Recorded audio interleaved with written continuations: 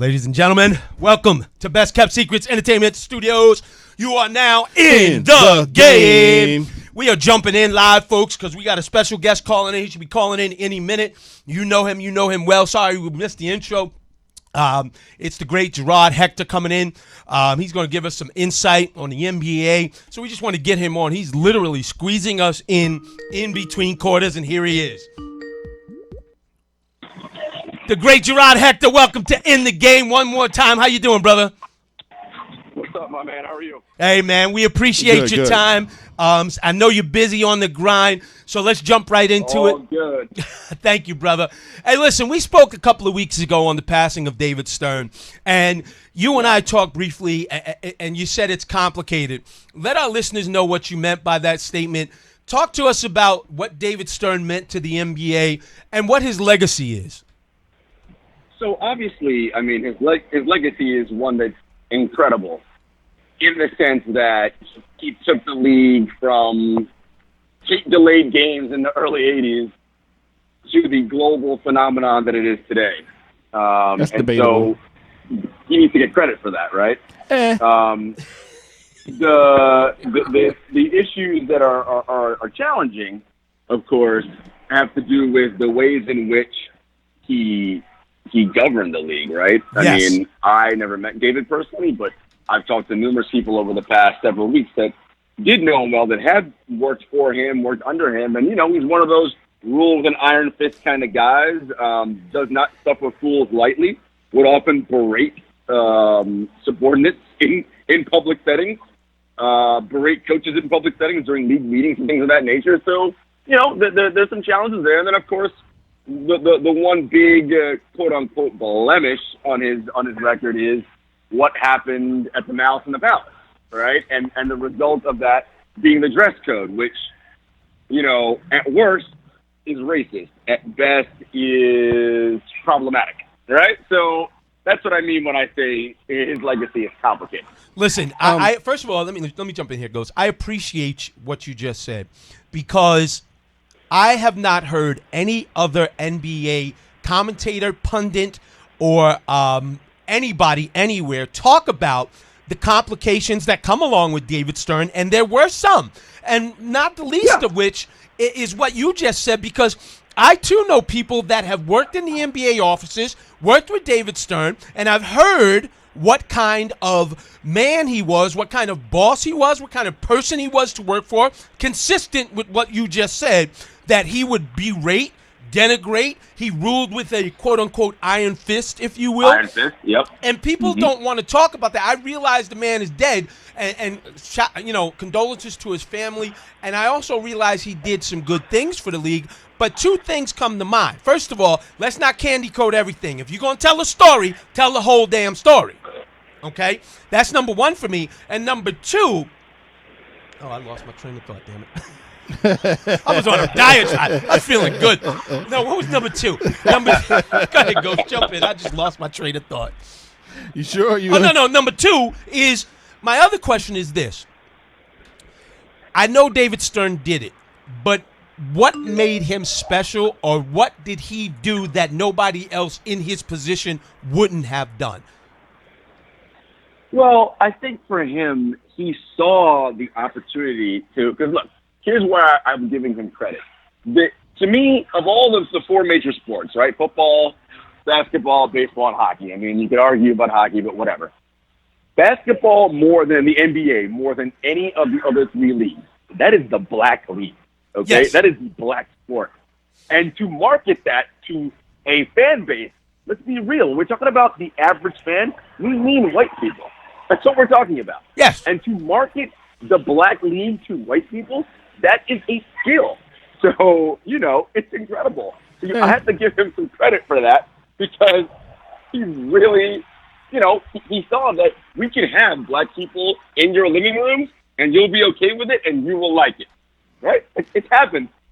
I think I just think he didn't have to mess the ship up because at that time you had Magic coming to the league, you had Larry Bird coming to the league.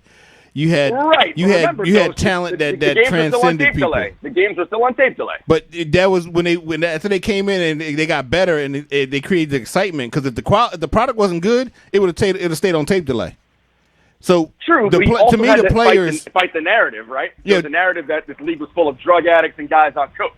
And so he had to fight that narrative, which, by the way, I that mean, narrative the was false, NFL because was- it was the 80s, and everybody was on coke in the I mean, 80s. Indeed. It wasn't Indeed. it wasn't the NBA. the It wasn't NFL just the did NBA. The NFL did the same thing, but if the product wasn't good, it would have never left tape delay.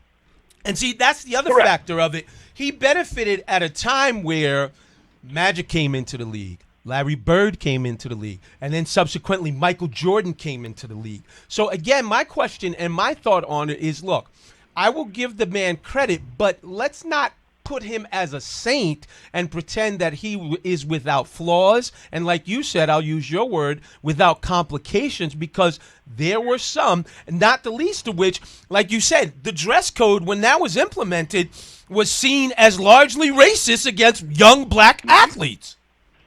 Absolutely. And the thing about that is, here's the thing about the dress code. I understand it from a business standpoint. If I'm Absolutely. trying to market the league to people who are giving me millions, hundreds of millions of dollars, I get why he did it. I don't agree with it, but I understand why it was implemented from a business selling standpoint. I got that. No, and I agree with you on, and it's funny because I'll say this. My perspective has changed about dress codes as I've aged. But I will say this. But I will say this, and I will give him credit that he has probably been one of the better commissioners in all of sports. Oh, When you consider like what Roger Goodell has done, how he's handled things, and I think if you go through he's the worst. Goodell's the worst. Yeah, so I agree. He's one of the better ones and better commissioners in sports. And the big thing, again, a point to not underscore that is so key, and we know this as black men, selling the black league to a white audience is a difficult thing. Right. And he managed to do it. But He gets on credit for that. On Yes. the one hand, I agree with you. It has its challenges. But on the other hand, when you have guys like Michael and Kareem and Magic and guys that are super talented coming into the league, it does make it slightly easier. Now, how you measure that, I don't know. I get what he put. When Michael came into the league was already really Right, it was trending, already trending up. Right. In the beginning, he did have to, like I said, he did have to sell it in the beginning. No doubt. And again, guys, you and I, you guys know this, and I know this. You could be as excellent as you want. If you don't like black people, you don't like black people. It don't matter what they are, excellent or not, right? That's true. That's true. But oftentimes, I've heard it said, and I can't remember who said it. He also had to sell it to the TV stations, not really just the households. Right. He had to sell it Corporate to. He had to sponsors. sell it to the TV stations and say, "Look, we want to get off tape delay. We want to be on a prime time or this time slot." And the TV station's going to be like, "Well, why? Because how do you know somebody's going to watch?" Yeah. But yeah. Or they could have said, "You know what? We'll keep you on it. We'll keep you on at 2 a.m. That's fine because we still get the rate. We still get the viewership." So I understand you're right. He had to sell it. Not only that, they sponsorship too. All they had was like Miller Lite early as a sponsor. He got big time Madison Avenue dollars to spend money on the NBA. Again, so he gets credit for. Yeah, he those gets credit things. for the business side of it. But, Yes. And I'll say this, but when we talk about the fan base, I forget who said it. I'm not sure. I think it was either Max Kellerman or maybe even Stephen A. But I think it probably was Max Kellerman. And he said, Stephen A. No, I think it was Max Kellerman actually. He said the fans like the sport, but they oftentimes don't like the athletes that are playing it. Now, Especially now when people are making the money. Especially now with the money that's being made in these leagues. Like I've never seen people get so upset at the amount of money people make. In an American society that's capitalist. Well, yeah. No, it just cracks me up. All of a sudden, he gets... Anytime I hear somebody say, he makes so much money. Right. I know exactly what you want Bingo. to say, but you're not saying it. That's code. He's overpaid. Right. He gets paid to play a kid's game. As if He should be thankful for the money. You would do it for free. None of you would do None this of shit them. for free. None of you. And these are the discussions that I have with some of our non-black fans where I said, look, there's a market that sets what guys get paid without regard to whether you like them or not. I don't care about a market where somebody gets paid. You know why? Why? I'm not the owner. Right. I'm not the player negotiating. I agree. If those two people come to an agreement and says, this is what we're both comfortable with. Why do I care? I don't care. Yeah. It has nothing to do with me. And that's when you get down to people and you say, why do you care how much money the owner spends on this particular player? Then they go into the salary cap and all that. I said so, and then we get into a whole other discussion about salary caps, which is restriction on trade. And I said, this is America. Listen, but anyway, I digress. Yeah. It is nonsense. And the thing is, right? And I always, you guys know, you see my work. In my bio, I say, if you root for millionaire or billionaire owners over millionaire athletes, you are part of the problem. Absolutely. Right? Everyone loves to complain about the athletes making all this money. Well, homie, if I'm getting paid $30 million a year, how much do you think the guy paying me is making? Thank you. Exactly. They never look at that point. But you have no complaint with that. They're making more than double. Right. Because they're not going to give you half what they're making. And the other factor. They're making infinitely times more. Yeah, owners absolutely. are billionaires when they be. The difference between millionaire and billionaire is people huge. can't even fathom what that means. Oh, yeah. It's huge. Astronomical. They actually can't fathom. People think the difference is a B and an M. No, it's greater than just those letters. Yeah, you're not getting there. You're not getting it. But it's fascinating to me, like you said, Gerard, and we have the great Gerard Hector, BET Online, BET Sports. He's everywhere. You know how to find him. At JS Hector on Twitter. Check him out. He's covering the Nets in between periods. Yeah, let us know when you got to get out of here and get back to work, man. Listen. The fourth quarter is happening right now, and the Nets are getting beat down by the Jazz. So it's all good. All right, now let's switch to some current NBA talk while we got you. How about them Lakers, huh? I'm going to be honest with you. I've been knee-deep in the playoffs for the NFL, college football. Give me what's going on in the NBA. Let the people know why we should now switch our attention to the NBA, Gerard. I mean, the NBA right now, it's incredible. You've got so many teams that are capable of winning the title come June, right? I mean, in the Western Conference alone, you got the two LA teams, obviously, Lakers, Clippers, everybody knows them. Denver is playing outstanding, and they're better than they were last year. You know, you've been watching the NBA for a long time. Absolutely. And you know how it works, right? Teams make the playoffs, they take their lumps, and they come back and they get better and they get better and they get better, and they get over the hump, and that's how they improve, right? That was the Detroit Pistons overcoming the Celtics. That was the Bulls. That was the Bulls overcoming the Pistons, right? All those things. Except that's how that happens. And so Denver's one of those teams where you're like, hey man, they're coming on. They're a team on the rise. And, you know, Utah, who's here right now in Brooklyn, they're an excellent team. Oklahoma City playing way better than anybody thought. Now, they ain't going to win the title, but excellent ball club. In the East, Milwaukee running away with it. However, Miami's better than a lot of people think. Way better. They are one squad. trade away from going to the NBA Finals. Because right now, their ceiling is the conference finals. They can go to the conference finals with this team they have. But if they make a trade to get, let's just say, and I don't like to spit, but let's just say they get Chris Paul, listen, that's an NBA Finals team. Okay? Really? Like, that's how good they are. And then you got Philly, who, by the way, is underachieving in the regular season, but they are designed to beat every top-tier team in the East. They have 4 guys to throw at Giannis. They can beat Boston. The only team that would worry me if I was Philly is Miami, because Jimmy's got that kryptonite. He knows some secrets about them.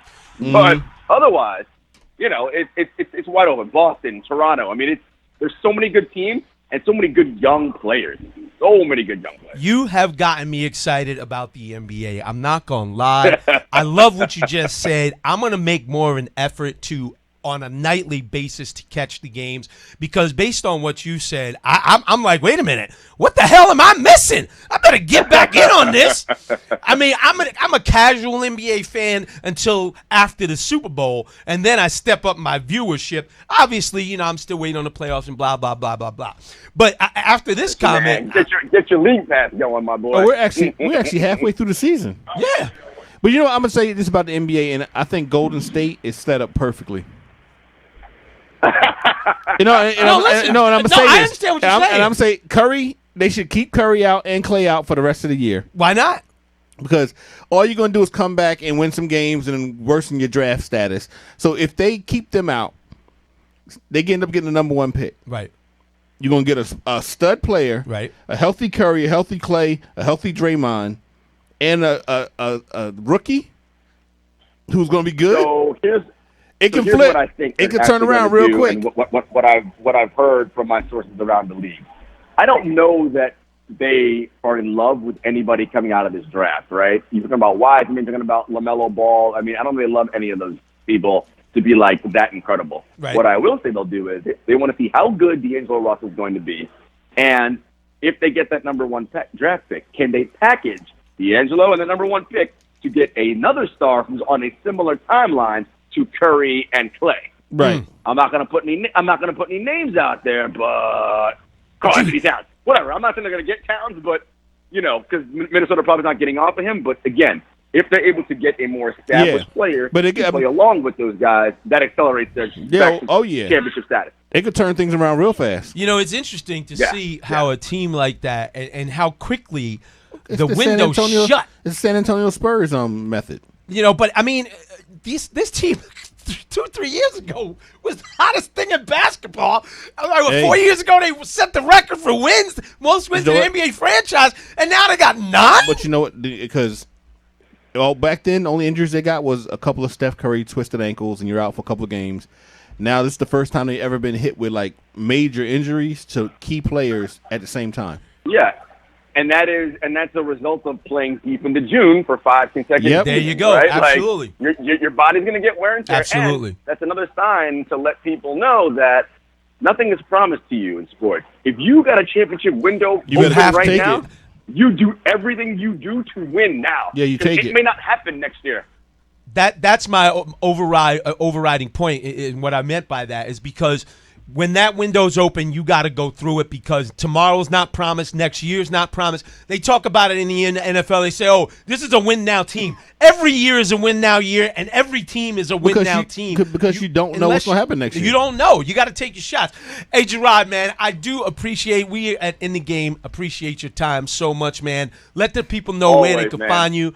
Thank you for squeezing us in at such late notice. People, you don't know. I was texting Gerard on the way to the show in my car. Do not text and drive. I did it at red lights. It's a special announcement. And I was waiting for him to call. Luke Kuechly, Panthers linebacker, retires. Yes, he retired. I saw that. Oh, wow. Yeah. But let me ask you this. Listen, man. Let me ask you this one more question. Good. I was listening to the Nets broadcast as I'm coming in, and they're talking about Kyle Korver. I didn't realize that Kyle Korver was in the same draft as LeBron James and Carmelo Anthony. Mm-hmm. And he's one of only 3 players that are still in the league from that 2003 draft. I mean, well, his legs are still fresh. That is correct. How crazy is that when you think I don't even know who was in the 2000 draft, but if I had to guess, I mean, they even said that Kyle Korver was kind of like they sold the pick at the end of the second round or something. Did he go to Philly? Yes. Yeah. But because Kyle's on Milwaukee right now, and the thing is, when you can still shoot, Yep. you'll last a long time in this league. I was just about to say Kyle that. can still fill it up. As long as he can still knock down that jump shot. Hey, good for him, man. Shout out to Kyle Korver. Keep doing your thing, player. Hey, Gerard, let the people know where they can find you, man. Yes, sir. You can find all my work at BET.com, MSG Networks, SNYTV. You can find me on Instagram, Twitter, at JS Hector, 7-Footers Podcast. All the places. Always good to talk to you, too, my man. Hey, right, thank you, pleasure, brother. man. We Pleasure. appreciate your time. We do not take it for granted. Yes, so thank you so much, man. No problem, guys. I'll talk to you later. All right. Have a great night. The great Gerard Hector, folks. He just, literally, Coach, I was texting him on the way into the show. He hit me back. He said, look, I will call in as soon as I can. Text me at the end of the third. So this is a guy who has shown us love, and we appreciate it. All right, Coach. You want to take a quick break and then come back and start in heavy? Or how you want to do it? It's up to you. All right, let me take a quick break because I got to get some water and moisten lips. We'll be back and not more. I'm going to play a little Natural Heights. And, yes, we have the rights to play it. Natural Heights is my man's band out of Cali. My man, my man Renee from the Sportscast podcast. Hold on. Let me get that queued up. And, I also, Mother Nature is calling, so I'm not going to lie. All right. Yeah, we come back. We're gonna talk about the Astros scandal. Yeah, we the talk about fallout from that. Absolutely. A lot of fallout from that. Wait, did you just say, wait a minute. It didn't register to me when you said Luke Kuechly? Yeah. From the Carolina Panthers? Yep. He just retired? Mm-hmm. Oh, boy. You know, he had multiple concussions. I did not know that. We'll talk about that when we come back after the break. What I do? Head to the bar, drink myself into a full. First priority is. Hold on, let me get some. Let me make sure this is playing. Let me get this music up. All right, here we go. Cruising Cali, Natural Heights, out of California. There we go. Keep it locked. WBKS1.com. In the game, BKS1.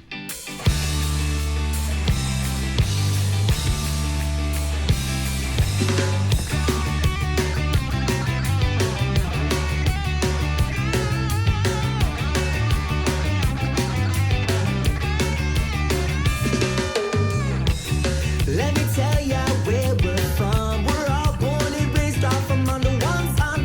In a place that we call home, the righteous ones. We hit the PCH right here in California. Up and down the coast every day. We got the sickest waves. Oh, say I never warned ya. Claim to fame, so the acting array. On the west side where we blaze, we find collectives all over the place. Living life at a faster pace, yeah.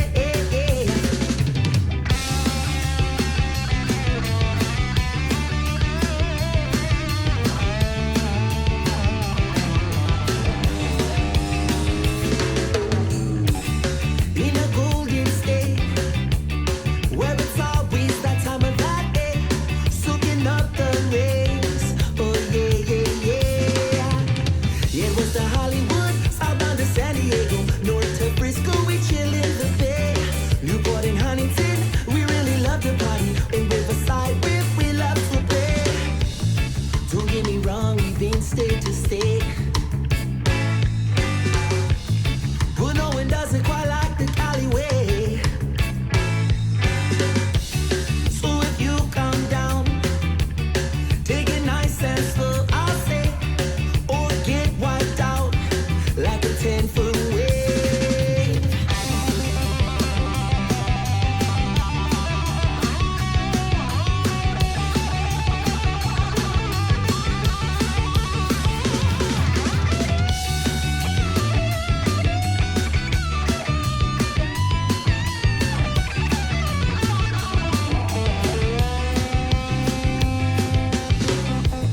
Don't get me wrong, we've been state to state.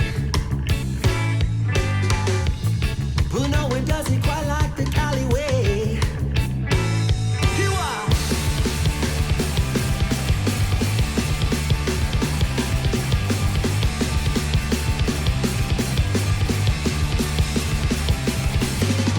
Well, this lifestyle's got hold of me. It takes me underneath the sweat and suffocates me. I can see when now I'm feeling like I'm lost and I can't find my rhythm. I'm feeling like it's really gonna take hold of me. I'm talking whoa with that first round.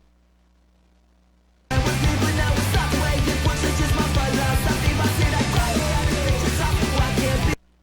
Only gotta stay control, but no one ever lives forever. Welcome back. Welcome back. Welcome, Goody, in the chat. WBKS1.com, BKS1 Radio TV on YouTube. In the Game is live. We are back after the hiatus. Ghost, we didn't even have time to really kind of massage in or walk into the show. We just jumped into the deep end of the pool. Yeah. So let's get the pleasantries out of the way. What pleasantries? How was your New Year's? How was Christmas? Yeah, it's okay. That good? Yeah, it was okay. How was yours? Well, I know you was good. You got kids and all that. Listen. Yeah. Um, Ain't no Santa Claus for me.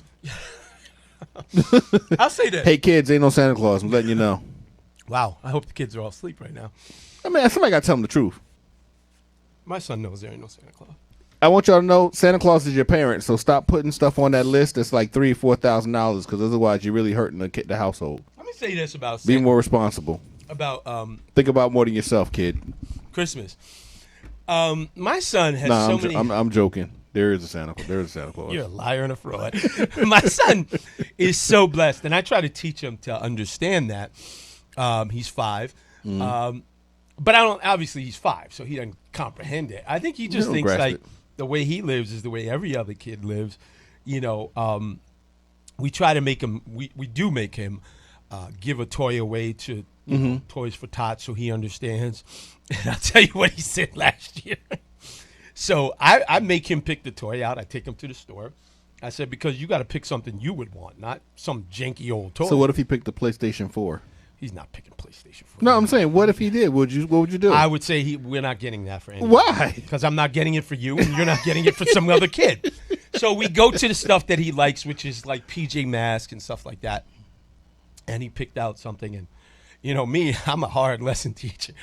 He's sitting in the back, and I put the toy right in the back seat next to him. He's like, Dad? I said, yes, son.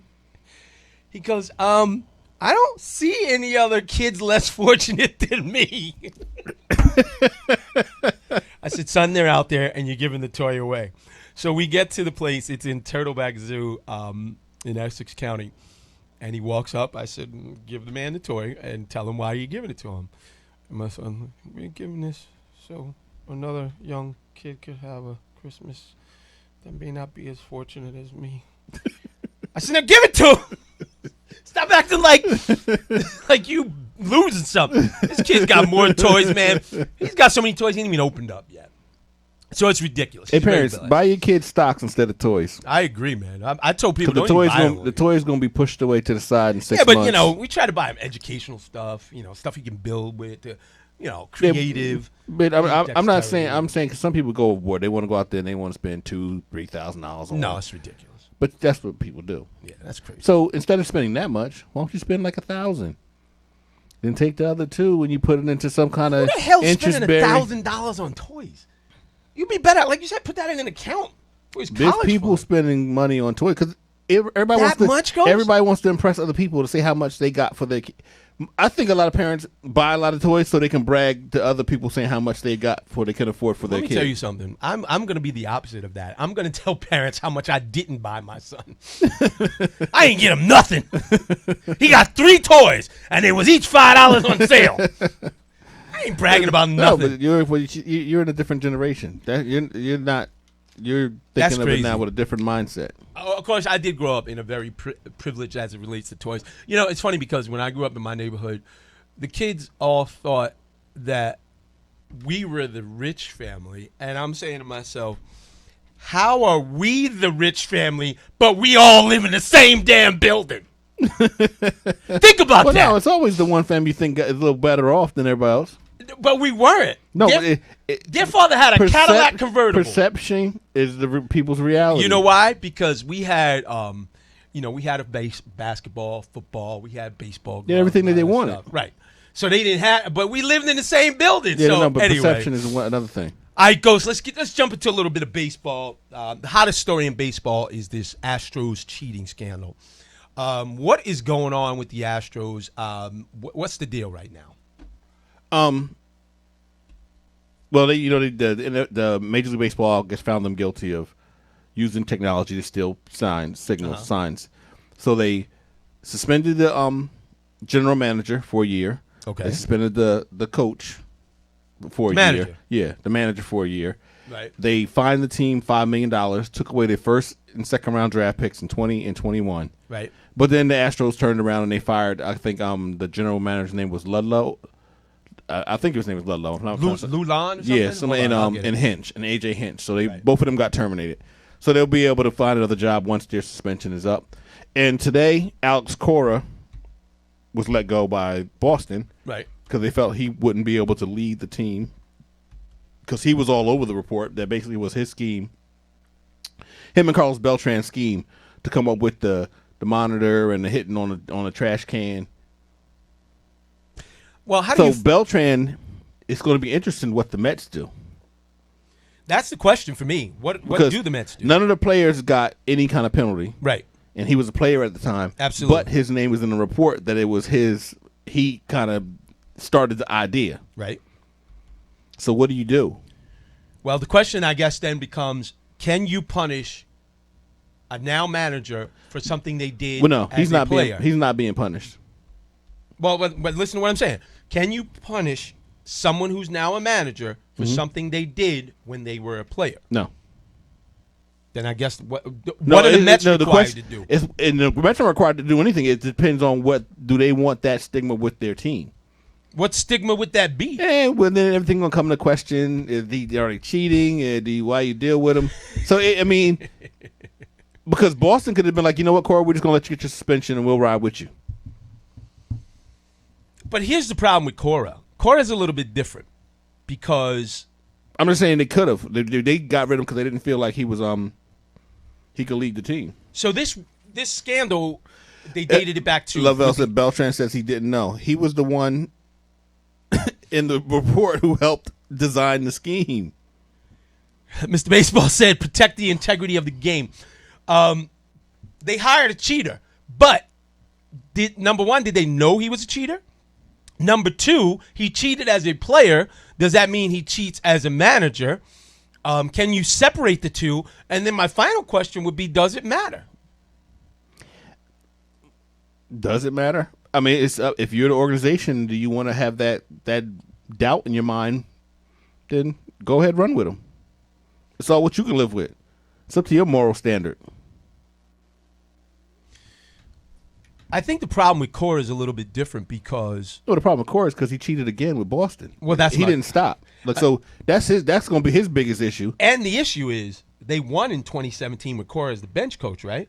Well, yeah. Well, And then they won in the Red Sox. He moved on. You won in 2018 with the Red Sox, right? Mm-hmm. So doesn't it become a pattern of behavior, number one? And both teams he was on happened to win the World Series in back-to-back years. yeah. But did you hear the statements by the general manager from Houston and AJ Hinch? No, what was the statement? Well, I'll sum it up real quick. I'm not going to read the whole statement. AJ Hinch basically took responsibility. I was the manager. I was the head of the ship, so I accept full responsibility. Okay. And should watch. I should have done more. Right? Right. GM says, I'm no cheater. The bench coach and the players, he threw everybody under the bus and did not accept 1 ounce of responsibility. When the memo from the league, because they came out with this after the Yankees and the Red Sox, they had issues with Apple Watches. Right. I remember that. So they sent With the out Red a memo Sox, to everybody and said they were going to punish managers going and general forward, managers. yes. Right. So as a general manager, you can't blame nobody else. See, and that's like the Jerry. If you don't know what's going on in your house. And Buck Showalter, they asked him so Buck Showalter was on, and they asked him about GMs and how often are they in the after games, how often are they in the clubhouse around? Mm-hmm. And he said, well, when I was manager of the Yankees, Gene Michael was always there after a game. Okay. Before the game, he would come to the clubhouse. You talk, you discuss, and they were always in the area. So Right. maybe they changed and they don't come down as often. But Gene Michael was always in the area. So basically, how could they not see it if the TV stuff was hung right there? So you're telling me that you don't believe that it's plausible that the GM No, did not know? no. Okay, so if the GM knew, is it plausible to believe that the owner I don't know. I wouldn't know if the owner would know. That's kind of high up. And if he's a hands-off owner, now if it was Jerry Jones, I would say there's no way in the world he don't know. Okay. Now this owner may But then be, also because this Jerry owner- Jones is the GM, so but even if he wasn't the GM, Jerry Jones is going to be around. okay. He's always going to be his hands in. He's going to be around. Maybe this owner is, I'm going to let my people do their job. Right. And he might not be there to see it. But then, and also in the report, the player said, this is what I love. What's that? If the manager would have told us to stop, we would have stopped. Oh, they're lying. Yo, and I cracked up. So I said, wait a minute. So you knew you was wrong. Nobody was forcing you to do it. to do it, but you just kept going. Well, nobody told me to stop. And then AJ Hinch was like, well, I knew I wasn't comfortable with it. He's a liar. But I just didn't. By the way, but I didn't do nothing. I didn't do nothing to stop it. By the way, they had somebody on the radio was talking, and they were saying that when they accused AJ Hinch and the Astros of this in the past, he said some statement like, how dare you accuse me of cheating? I wish I could find the statement. It was a couple of clips with him saying stuff. When the Trevor Bauer from Cleveland said something, and he was like, "Oh, you may need to clean up your house before you accuse us." And then the Yankees with the whistling, he was like, "Oh, this is a joke." If I knew whistling was going to be, but I wish I had a behavioral scientist Right. who was on. Because when I rewatched that interview after the 2019 ALCS or whatever, when they played the ALDS, when they played the Yankees, Right. when he answered them questions, he was nervous, he stuttered, he was fidgety, and I'm looking at him like, he knows he's lying. Because he didn't answer with no kind of confidence, and it was like uneasiness. I said he knew something right then. Right there. But it's only in hindsight that you see it. Call it from the 973. State your name, where you call from. What's up? It's Mr. Baseball. Happy New Year, Ghost. What's happening? How you Same to you, doing? man. What the hell am I, chopped liver over here? Same to you, Oh brother. man, I talk to you all the time. But Happy New Year, old dog. What's happening? Happy New Year to you as well. What's going on? We talking baseball? I know told you we we're going to talk right? baseball. You got Well, the floor. What are your thoughts on this scandal? I'm like Ghost. The dude knew he was lying when he was on TV. Even I picked up that he was lying. The way his behavior was, he knew he was lying. Look, cheating in baseball goes on all the time. There's nothing wrong with stealing a sign, or if you picking up a pitcher, tipping pitches, or you looking at the third base coach giving a sign and you pick up the indicator.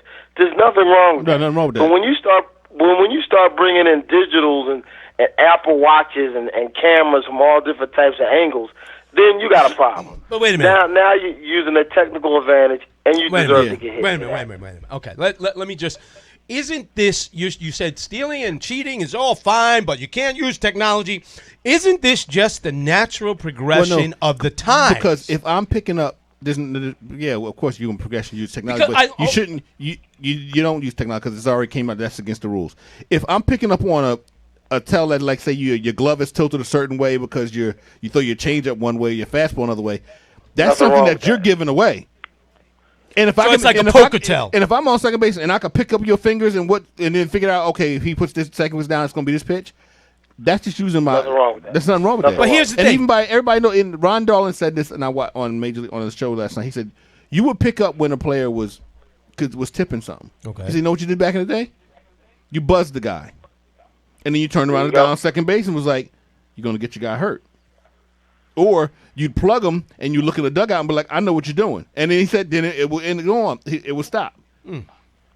But when you start using technology, that's another advanced But see, level cheating. isn't that part of the reason why when the catcher goes out to the mound, everybody covers them? Because you're lip readers. Everybody started covering their mouths when Dennis Eckersley threw Kirk Gibson's home run, and Kirk Gibson said he read his lips. Yeah. And Kirk Gibson had every right to read his lips, and and there's nothing wrong with that. You're using human air, you're using your human behavior, your human movements to hide or whatever. There's nothing wrong with that. But when you're sitting there, and you start trying in camera angles, using Apple Watches, and I noticed I used to watch the Astros games, and I said, why do they keep hitting the bat on the roof? Even Wait a minute. How technological is that if we're hitting a bat on the roof? You got to get the signal somehow. How you gonna get the signal there? That's not technology. And Mike Francesa says it really doesn't make that much of a difference, even if the guy picks up the sign with a 90-mile-an-hour fastball, curveball. Really, and a lot of it, he is right. See, it's really Mike hard to Francesa's adjust, an idiot. but the bottom line is it's still an advantage. And if you can figure out a pitching pattern, you can hit the ball. Mike Francesa does not know what he's talking about. No, he doesn't a lot of the times. If I'm a major league professional hitter, absolutely, it has to. And I know a fastball is coming, that changes. It changes my whole perception. Absolutely. These are if it's me and I step into the box, you could tell me you throwing a 90-mile-an-hour fastball. Right. I'm not catching up to it. But if you have a professional hitter and he knows a fastball is coming, you're not getting it past. You're not getting it past him. So let me ask you this. Better yet, not even a fastball. If he knows a changeup or a curveball is coming, he can lay off it. So he can end up getting the pitch that he wants by knowing what's coming. Well, let me ask you this. But it's not and what if he throws the ball in the dirt and you got a man on second and he ends up taking a base on it? Come on. Do you believe that the cheating scandal helped either or the 2017 Astros or the Well- Boston Red Sox win their World Series. Yes, I think it. So you think it was a I'm gonna significant tell you advantage? It helped you get. It helped you get to the World Series, and of course you need some luck here and there. I'm not gonna take everything away, but it helped them in ways because the 2017 playoff split for the Astros, they were 8-1 at home and 3-6 on the road. Maybe they're just a bad road team. They can only use the signals at home. So if you take that away and say you come back to the mean, and correlation is not causality, Ghost. Yes, and when they lost to the Yankees, they won every game in Houston. They lost every game in Yankee Stadium. Absolutely. Now, if they didn't have that system, what's to say they didn't lose one of those games in Houston? This is one of the few times I agree with Ghost in his statistical analysis, because statistics can make anything seem real for you or prove your point. But it is true. The split was there. They had a decided advantage at statistics home. are always It's real. Not right. Right, Now the the numbers question are is, numbers. the question How you is, use them is how up do to you you. how do you discipline? Well, let me I ask have you this. to Hold on. applaud Before we get Rodman. to how we discipline, because they've already Welcome, given Drunk Falcon. discipline. Happy New Year. Happy New Year, Drunk Falcon. They've already extended the discipline to the Astros, which, like Go said, $5 million and took a couple of draft picks, which don't matter to them because they're going to be late round draft picks, and because of the way the baseball draft is They structured. took 2 first-round draft picks. Right, 2 first round, but Successive years. but Yeah. because they're competitive, you would presume the Astros in the next couple of years are going to win They're getting low. 85, They're 90 getting. games. They're not getting. lower. They're Right. not getting top 10 picks. Right, they're not losing 120 games like they were in No. the past. So they're not getting top picks. And not to mention, baseball picks don't always pan out. So you can pick a guy now and he turns into nothing. It doesn't even and matter. like I said, I don't know if I said it before when I said it before the show, but a lot of times the top picks don't go in the top 10 because of the price demand. How much they're going to add. They didn't lose no international signing. We They could didn't talk lose no all, international we could talk all money. about that, and some So, kids say they want to go back to college. These play drafts- college ball. The thing is that's what they have to take. That's But what they why have didn't of they value. make it more onerous? That's what it is. So money, draft picks, suspension. All right, That's do what you they think had. it was enough? I think the two consecutive first-round picks, yeah, I think that's enough. I could even go 3. I think they should take a little bit more money. I believe in a suspension. I would even go one step further and vacate the title. But some people say don't do that. Well, I would say, first of all, they can't take any more money. $5 million is the limit. I heard that. So that's the max that they can take from any team. Way to protect themselves, the owners going to collect. George Steinbrenner got suspended for a whole year for having somebody spy on David Winfield, right? Okay. That's right. Howard Spira. But now here's my thing. You have to make this. I don't think 2 years is enough. I think you should have took maybe 5, maybe even 10, because you have to make it such that it's a deterrent for teams to not want to do it. The reason why guys still do steroids or still get caught with performance-enhancing drugs is because the penalty's not enough. Oh, I missed half a season? Okay, my contract's signed, baby. Guaranteed. The ink is dry on that. So if you're... Well, you're Mr. You don't want to go away from guaranteed contracts. Absolutely not. You making an argument against yourself. No, what I'm saying to you is... Why should they not have what are you guaranteed going to do contracts? about that? No. What I'm saying to you is that the penalty has to fit the crime. If you, My you issue, know, we're gonna talk about. If hold you on. want to talk about steroids, let's talk about Major League Baseball wanted steroids in there anyway. but hold on. Let me just There's keep a this. debate. There's a debate about that. Let me though. keep- There's no let me debate about keep the that train- because they don't pay the normal guy big contracts. Let me keep the train David on the Eckstein track. wasn't making $35 million a year. He played technically right. Well, how you gonna get the big money? You're gonna drive in a lot of runs. You're gonna hit home runs. You're gonna hit the ball 20 miles. They lived up that Mark McGwire, Sammy Sosa battle of who's going to break 61, and you knew both of them was on something. And here's my thing, Mr. Baseball. Just because I support guaranteed contracts does not mean I don't support penalties for cheating. The two, I can do both. Just maybe if you said to a guy, regardless of whether or not your contract's banned, you're going to be banned from. Guaranteed, you're going to be banned from baseball permanently. Also, all contracts should be guaranteed unless you do something to violate it, but you agree to that in the contract. And that's the other side of it. They could write that into the contract. So if we sign a contract, this is what we agree into, then the length of that contract, both sides should honor it. And they could write into the contract, if you are found to be guilty of performance-enhancing Which drugs, most of them do. then you lose X amount of dollars or from that point on. I don't have a problem And with that's that. what that is. That's called a fine and suspension. My thing is, look at Alex Cora. Let's look at Alex Cora's statement and how he went after he got fired. He said all the right things. He's going to get another Yes, opportunity absolutely. down the road. I see that, but my problem is that this cheating and win at all costs it has permeated professional sports, and it goes down to amateur status as well. You have to have a severe penalty to let people know that this is just not common But practice. the penalties are not severe. Vacating titles don't mean anything. We know who won. We know you can't get the money back. It doesn't take the joy away from the fans and the experience because it already happened. So to vacate a title, that's just. It took some of the joy from Houston fans because they crying online. Boy, You think so? Man. Really? Yeah. But I'm talking about when you go back in that moment and you relive it. I think it They hurts. are crying I think online. it Really? gets a problem. So you think that they think their title is not? It's what you have.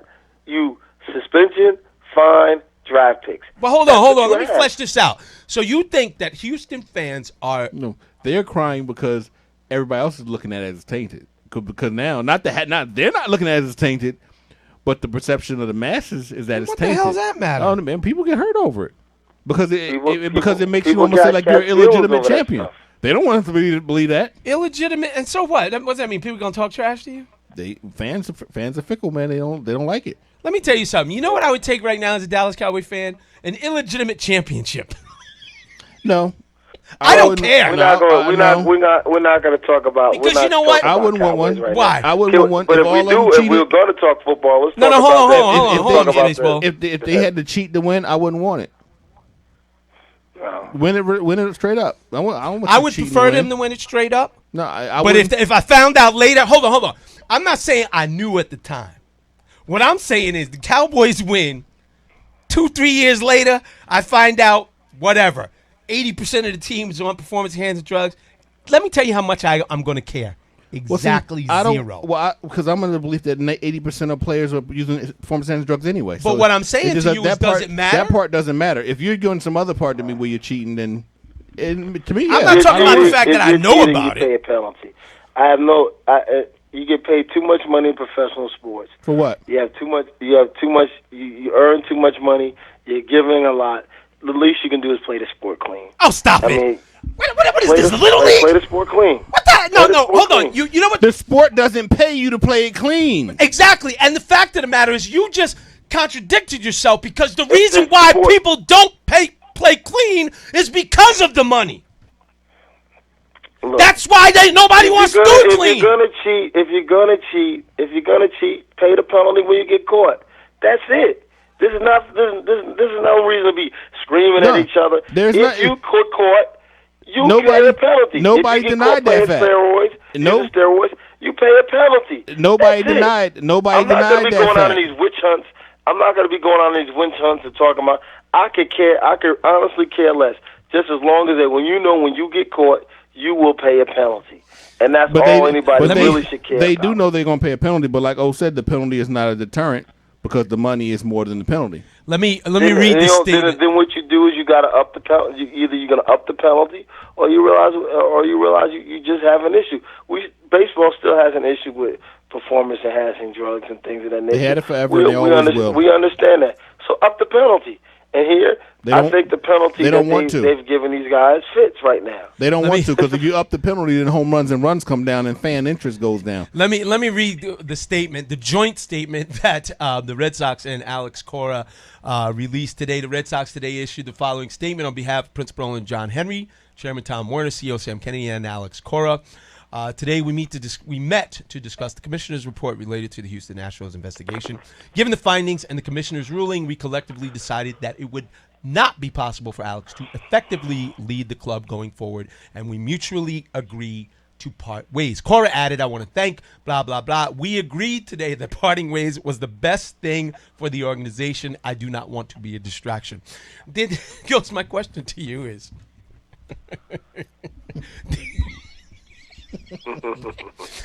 we agreed. Alex, you're fired. They agreed to fire him, and he agreed to leave. There ain't no agreement. What the hell is that? Did you wake up in the morning and call him and say, "Hey, we need to talk"? Or did you get the message to come to the hell office outta here. and you knew exactly what was coming? Exactly. They knew, You know, they this is knew like- he knew when they were coming in and they called him in for the sit down that he wasn't coming out that room with a job. So it doesn't matter. That's what I mean. He just needs to make himself. He's setting himself up for the next job. That's why he made that statement like that. Good luck. He's just setting himself up, and good luck. That's a great question. He's a cheat. He's a tainted manager. It is what it is. I'm gonna let you end on Everybody this. deserves redemption, but right now he needs to pay a cost. I'm gonna let you go on this final question. I'll get you out of here on this. Does Alex Cora and or AJ Hinch get rehired next year? Not next year. They need to work their way up a little bit, I think. They need So to wait, show that so they wait, have so some wait, so wait a credibility minute. and show some remorse about what they did. What you're telling and try me- and work to reestablish the integrity of the game. What you're But telling no, me- I don't hire him as man. And don't get me wrong, AJ Hinch and Alex Cora can both manage teams. AJ but Hinch they need can to show manage. that they can do things. So without what being you're dirty. telling me is that there are two unemployed World Series winning managers out on the market next year, They're getting jobs. and the Baltimore Orioles are not going to hire either of them? That's what you're telling AJ me? Hinch is gonna get a job for Alex Cora. Okay, you good really luck. think all those owners didn't come together and say, when this all breaks, we all agree we're gonna fire these managers. Listen, they all agreed first to of all, that. first of They all, I all don't knew agree with that. I And don't agree and with that. And the owners have colluded before. They'll collude again and keep these guys out the game for another I don't year. agree with So that, hold on. and let me tell you I'm something. not telling you that The they owners shouldn't manage colluded against again. players because that was hurting Everybody their has bottom line. redemption. Look at A-Rod. Managers But don't hurt their bottom line. Not 1 year. Not 1 year. They need to put a little Let me bit tell more you what's time in. owners Was will A-Rod- collude against the players, but they stab each other in the back the minute they turn around. They don't care. If Baltimore thinks that they can win with AJ Hinch, he'll be hired next AJ year. Hinch is gonna get a job before Alex Cora. Now I agree. Now the GM, Well, that's the a GM, whole I don't different know. topic. I don't know. I don't know if the GM was really liked as much around as much because AJ Hinch, the people that actually like AJ Hinch around the league. I think Well, he did a AJ job. Hinch was cool. Lumenhow, what's his name? He was a numbers guy. He's one of these new age GMs, which I don't like anyway. And I have to disagree with you, Ghost. The game isn't as popular as people think it is because of the way it's going, the way the game has changed. It's not as much When did fun I to say watch, something about but the it's game being baseball. popular? Huh? What did I say about the game being popular? You said the game was popular when they hit the long ball and things of that nature. I said I when think Mark the- I McGuire. think I the said game when was Mark. losing popularity. I said when Mark McGuire and Sammy Sosa was in that home run derby contest. No, what you said And I said said- was and I- when hold they on, get and let- paid, can I when finish those, my when the sentence? players get paid to hit Can the I- long ball. can I get- We can I finish know my- his name, Sammy Sosa and those days Hey, over 30 hey, years can- ago, but we're talking about right now. You know how it works. The game You isn't can't as talk over popular. me and let me speak, right? I am letting you speak. No, you weren't. You were Yes, I just am. talking over me when I'm trying to finish my sentence, and I was going to tell Well, you you everything. talking over me too. I'm just gonna say what I gotta say. The game is not as Hold popular. on. Look at me, sure. Look at me. Okay, I guess that conversation's done because you're going to believe what you think you heard, and you ain't going to let me finish what I said. But okay. I know what I heard. I got it on tape. I'm looking right at you. I'm explaining what I was going to say, but you ain't going to. We just disagree on that.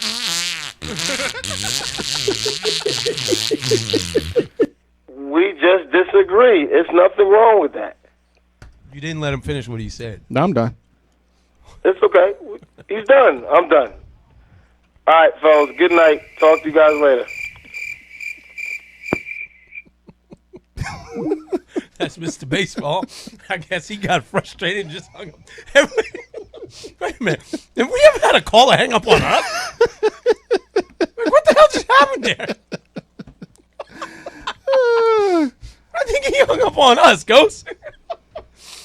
Oh, my God. I love that dude. That's my boy, And man. what I was saying is, if I say Drunk something, Falcon, what if up? you say something that's popular, popular doesn't mean it has to be popular to the masses. It's going to be popular to whoever likes the game.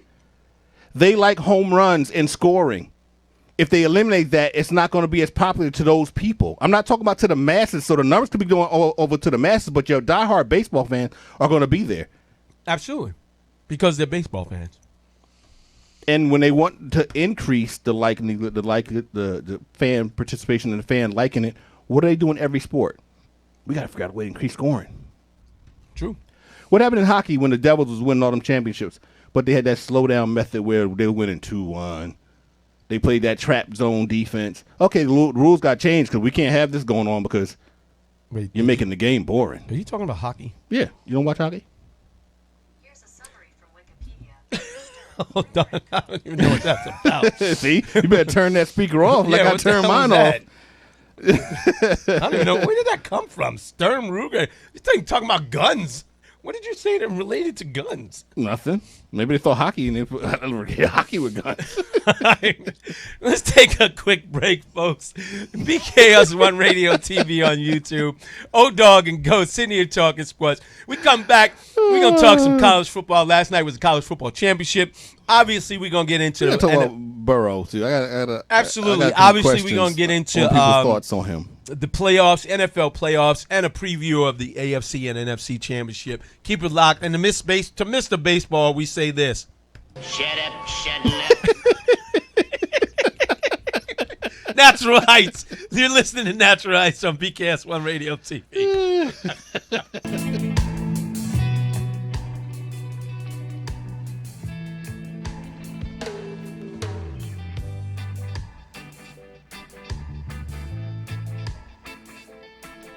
When I got money, I'll tell you what I do. Head to the bar, drink myself into a fool world.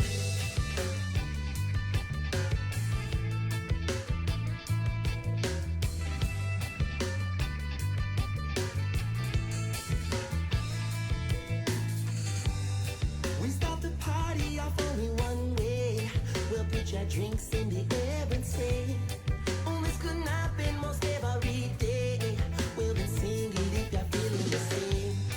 Because the time is right, y'all know the feeling's fine. Oh yeah, yeah, yeah. It's just a state of mind. Will I be feeling high? Oh yeah. So tip it back and let your worries erase. Y'all only live once, so come on and rage. Won't tip it back and let your worries erase. Oh yeah, yeah.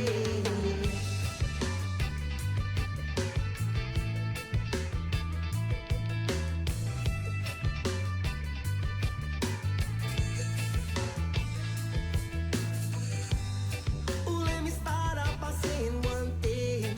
Come take a double if you think you can name. And if you know that you're feeling the same, well then sing it if you're feeling this way. Because the time is right, you know the feeling's fine. Ooh yeah, yeah, yeah. It's just a state of mind. Will I be feeling high? Ooh yeah. So tip it back and let your worries erase. You only live once, so come on and rage. We'll tip it back and let your worries erase. You only live once, so come on and rage. We'll tip it back and let your worries erase.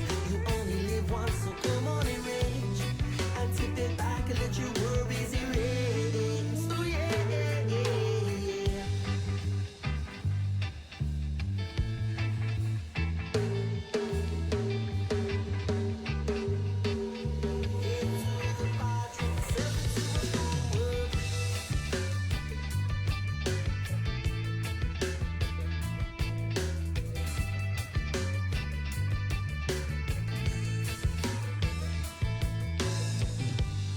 We start the party off only one way.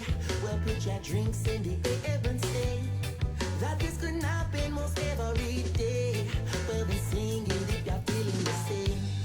Because the time is right, you know the feeling's fine. Ooh yeah, yeah, yeah. It's just a state of mind. Will I be feeling high? Ooh yeah. The ambience takes control and forces me into an uplift. And when I can't take no more, then I'll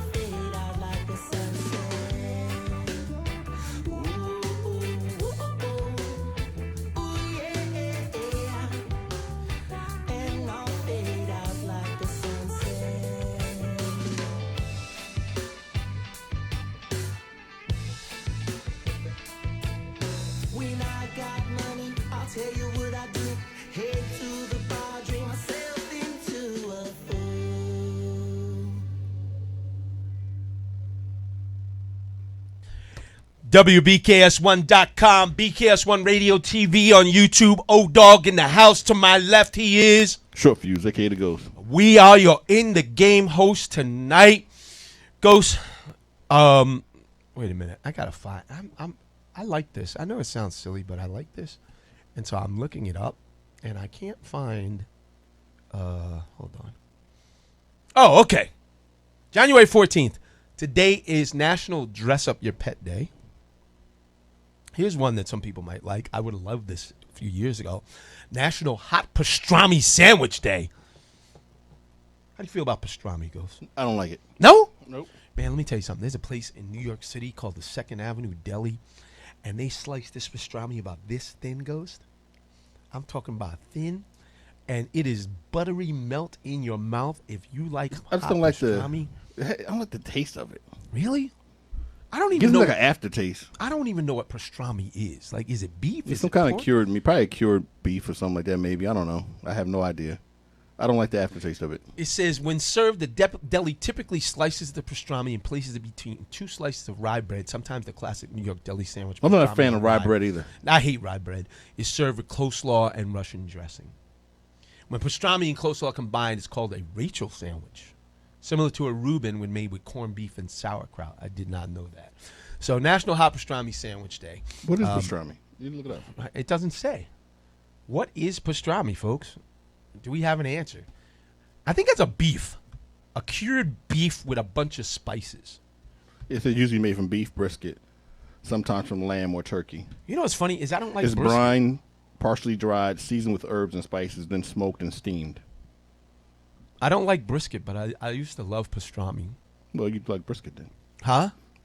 If pastrami's made from brisket, you like brisket. No, because I'm talking about, you know, like barbecue brisket. It's like and they saying, cut it up. I like wine, but I don't like grapes. No, that's like saying I like pickles, but I don't like cucumbers.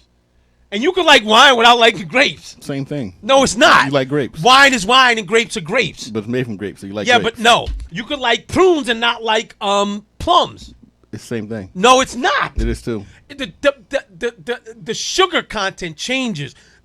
So that's like saying you like Where does the prune come from? a plum. So what is it? It's a prune. It's a plum No. that's been processed All right, into a so prune. no. A pickle and a cucumber are not the same thing. It is. One's just soaked in something and it shrinks. That's what changes the taste. But it doesn't change what it is. Then why don't they call it a pickled cucumber? Because somebody just because it's pickled. Because it's been sitting in a liquid and it's pickled. Oh my God. Let's talk about Joe Burrow. It don't change what it is. But you can like pickles. If you extracted the DNA from a pickle and lined up with DNA from a cucumber, would it be almost the same? Yes, but you can like pickles and not like cucumbers. I'm not talking about liking. You can like plums and I'm not talking about so liking. you I'm said talking about no. what That's it how this is. conversation started. I'm talking about what it is. No, but that's how this conversation started. Because I said I like pastrami, but I don't like brisket. But you do said like well, you like brisket. No, I don't. You do like brisket. Because I don't like the way brisket tastes or the way it's cooked. But you're eating a brisket. No, I'm eating pastrami. But it's a brisket. Again, back to the pickled cucumber. Same thing. No, same thing, but not prepared the same way. It's the same thing, A though. plum and a raisin and a grape. I love grapes, but I hate raisins. Explain that. But they're still grapes. I don't like raisins. But it's a grape. I think they're disgusting, You like grapes. but I don't like raisins. You're weird. It's a weird show. I don't know how we got on this. Pastrami talk on In the Game. All right, let's go to last night's Yeah, you do like championship. beef. Huh? What'd you say? I say you do like beef. Yeah, I mean, I'm not going to lie. I like beef, you know. Anyway, let's get back to ESPN. I'm not ESPN. Last night, the college football championship, college football season ended with the LSU Tigers. Go Tigers. Go to Not a shock. Tigers. No shock there?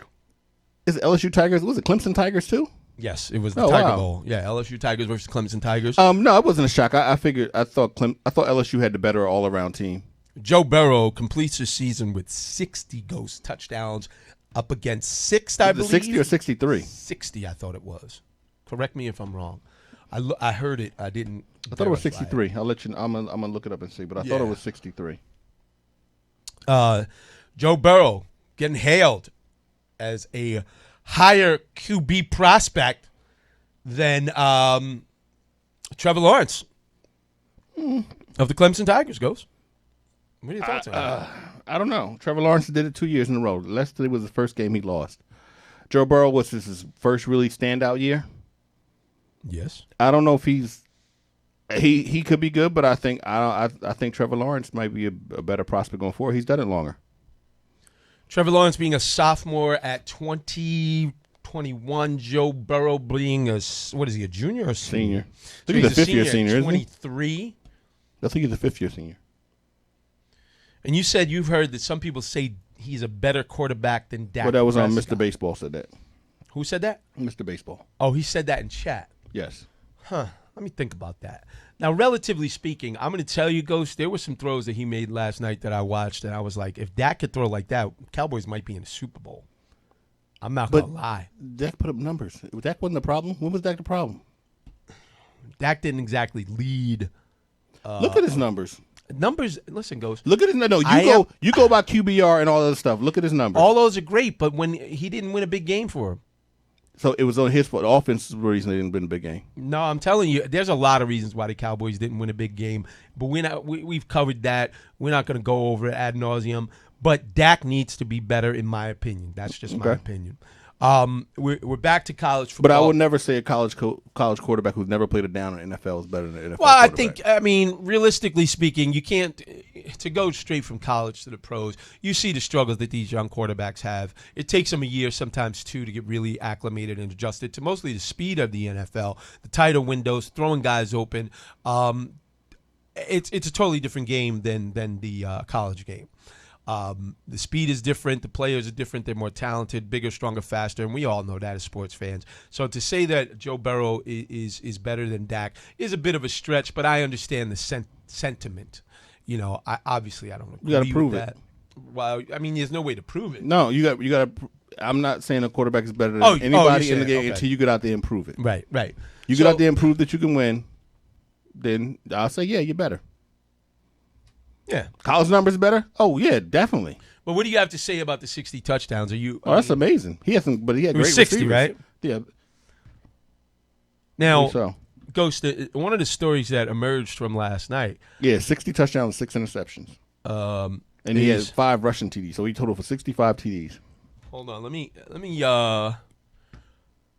pull up some sound for the folks. Hold on. Because there was a problem, Ghost, with this guy. Manages to... He made a huge jump between his last 2 years at LSU. Oh, Burrow? Yes. I'm trying to find this clip. Hold on. There was a report that Odell Beckham was giving money, straight cash, homie, to LSU players after the game goes, which would be a clear violation of NCAA rules. Let me see if I can pull this up.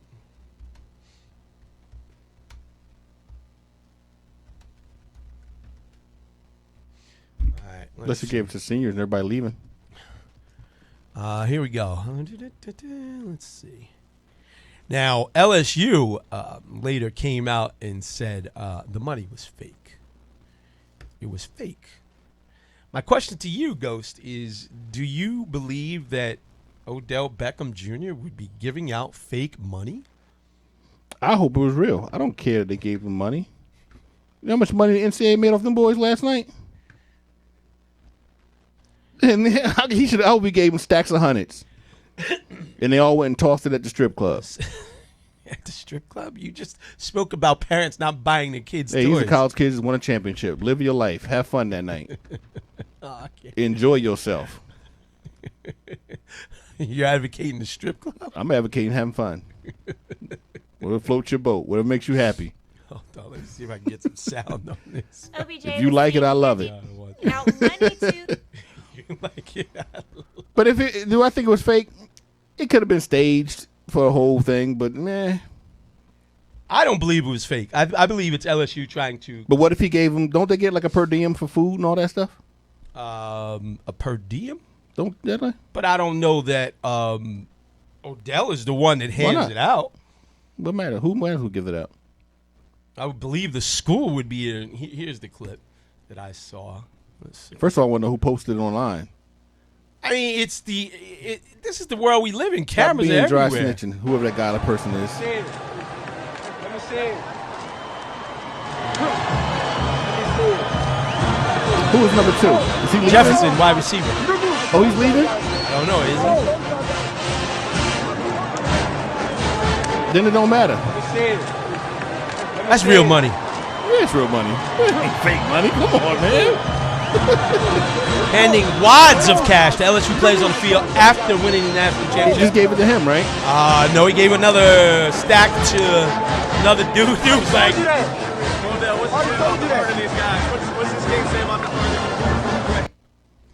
the question for me is, do you think Odell, because see, my thing was, wait a minute, Odell ain't giving out no fake money. He's not that type of dude. No. You know, but you going on the sideline, you hanging out with the cat, you don't play. Here you go, young buck. The money ain't fake. No. But LSU got to create doubt in your mind. You got to prove it. Well, you can't tell from the video, or at least I can't tell. If it says LSU told the Advocate on Tuesday morning the money was not real. The school is still looking into the matter. The official said later Tuesday because although novelty bills were found on the field during the post-game celebration, it was unclear whether those bills were the bills Beckham was handing Oh, so they out, did find fake money on the field. according to the report. Now you got to prove it. Ooh, they smart. According to the report from LSU. Yeah, they are smart. Yeah.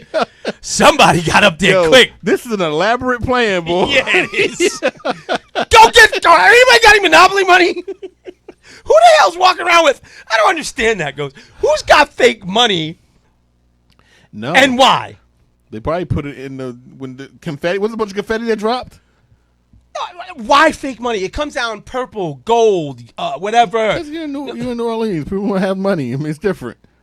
But it was an elaborate scheme, boy. I tell you. This is better than the baseball scandal. Seriously. So I found that a little. My thing is like this. Why even do it? Like, why even do it out in the open? That's my point. Because you know what's going to cause. No, because you know what's going to cause the program. Not the kids is leaving, because if they're going to the NFL, it's whatever.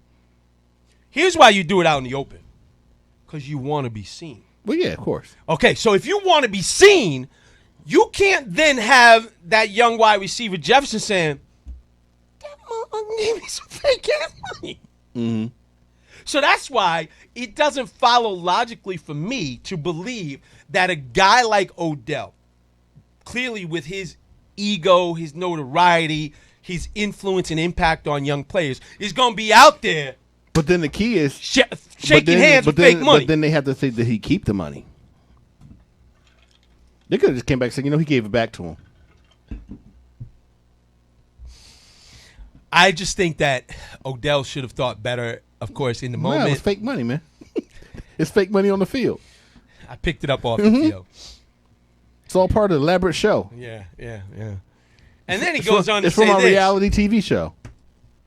Then he says this about one of the players. I'm selling these cleats. How much? 200,000. And look at him over here. And look at him over here. Look at What him is over Zeke here. doing down there? Look They at him all over cool here. with each other. Ohio State. What do you think? These players aren't friends? And And it's a national championship in New Orleans. You wouldn't go? Coach O, no, I'd go. And you're a young millionaire. Coach O, who I absolutely love, got a raw deal at USC. And this team, he has done nothing but get them prepared. And do you realize they beat S. Lavelle said, well, you want to pay to play in amateur athletics, this is what you will have. Actually, if they got paid, they probably wouldn't have this. They wouldn't have to take the money. Ed Ogeron asked about OBJ passing out cash at LSU players after the game. Said it was the first he heard about it. Patrick Queen said he didn't get any. And developing story to be sure, but I figure any players who got money will give it back, and that will be it. Well, see, there you go. Sure, they give But it what's back. the offensive coordinator? Joe Brady? Oh, I don't know his name. I believe that's his name. He's leaving to go to Joe Brady. He just signed the extension at LSU. Said he didn't plan on leaving. Now he's leaving to go be the Panthers offensive coordinator. All right. Well, I mean, I just thought that was interesting. OBJ out there doing his thing. Pay the players. They got some. That's a lot of talent on that team. Oh, on LSU? Yeah, all their receivers is good. They got some good D-backs. Ghost, do you see how many ranked teams that were ranked at the time when they beat them? Do you know how many teams they beat that were ranked? About 6. 7. Mm-hmm. Is LSU one of the greatest college football programs this year? This year's team, are they one of the best ever? Would you put them in a class like that? I mean, it's so hard to say ever because now you're going across generations. I don't know. Were they better than the Miami team that had Ed Reed, Ray Lewis, Michael Irvin?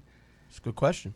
No, they beat a number 7 Florida team, number 9 Jerome Auburn, Brown, number 3 Alabama, a number 4 Georgia team. And they went on to beat number 2 ranked Clemson or whatever. They had a great year. I'm not going to say they're the greatest ever because there was talks of that Miami team number 9 Texas beating professional teams.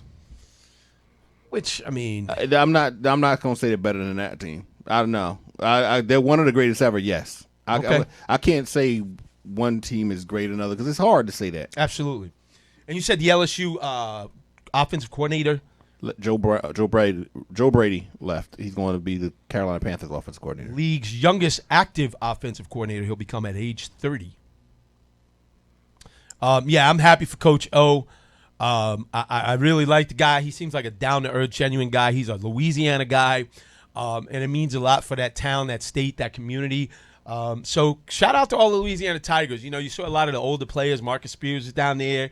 Ryan Clark was down there. Obviously, Odell Beckham Jr. was down there. So that was fun to see, man. I actually didn't stay up to see the end of the game. I didn't either. It's ridiculous how late games start. Come on, man. You can't. We live on the East Coast, player. The game was on the East Coast. No, but that's what I'm saying. No, definitely. Why does it start so late? And the damn thing, it was halftime. It was 10:24. Yeah, I was like, no. I was like, you must be crazy. I got to work in the morning. I'm tired as it is. Yeah, no, I couldn't do it. I literally turned the TV off. But let me tell you something. This is how I know I'm getting old.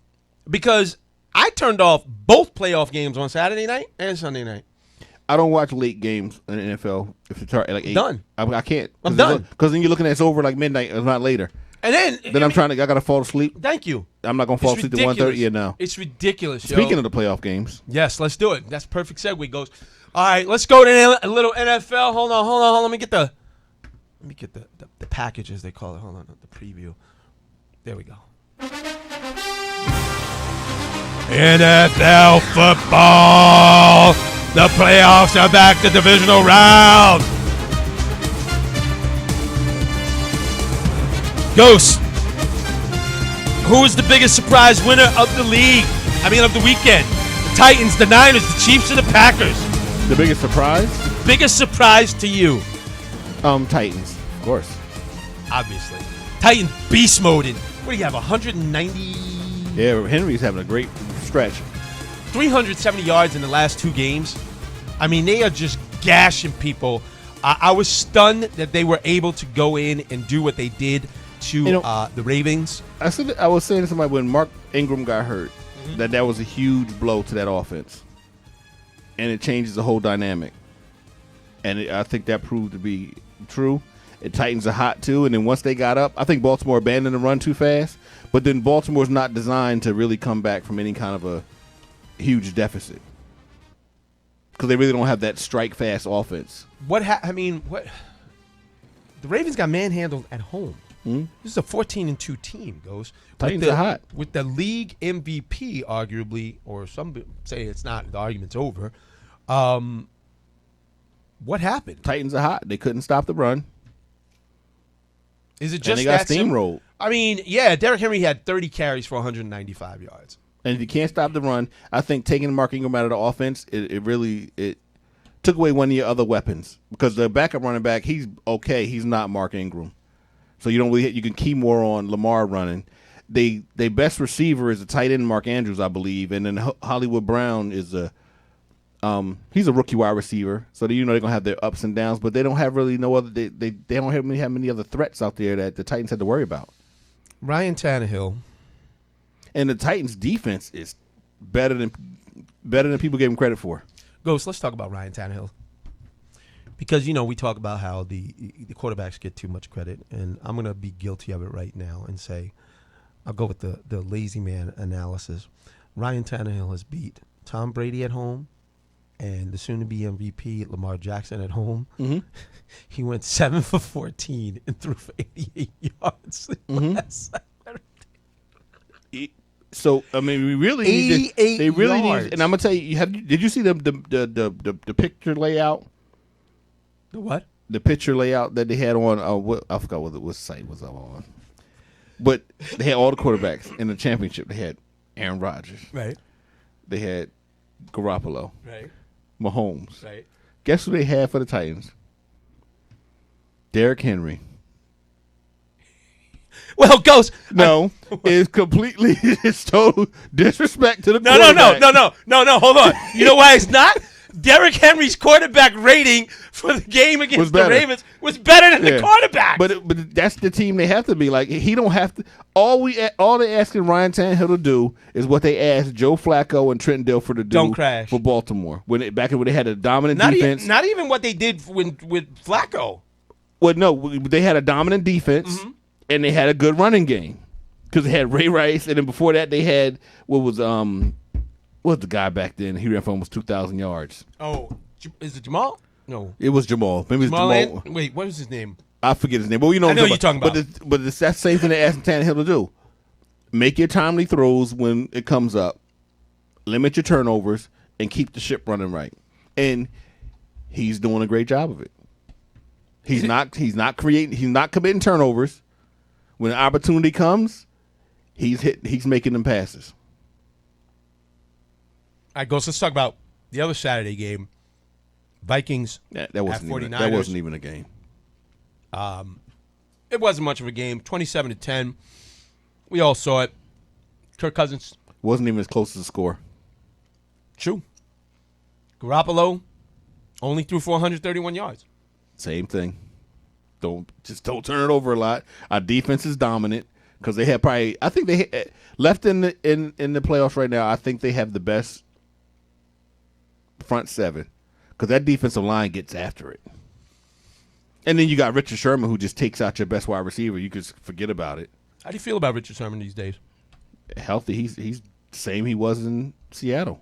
Because he feels real good about Richard Sherman. Richard Sherman feels real good about Richard Sherman. He's vindicating himself. Everybody doubted him. Everybody had something to say. He's proving them wrong. And athletes always got to find that me against the world. Everybody doubted me to keep up with to motivate themselves. But hold on, whether it's true or perceived, they use it as motivation. Interception, if you will. There we go. Richard Sherman. Was that an anticipation interception, if you will? I mean, where you saw the pattern and read the quarterback, or it was man coverage. I get tired of hearing, oh man, he's a zone corner. I get tired of hearing the excuses for why I'm great. It was man coverage. I covered the man. I picked the ball off. In the playoffs, in big games, I show up. I show up year in, year out.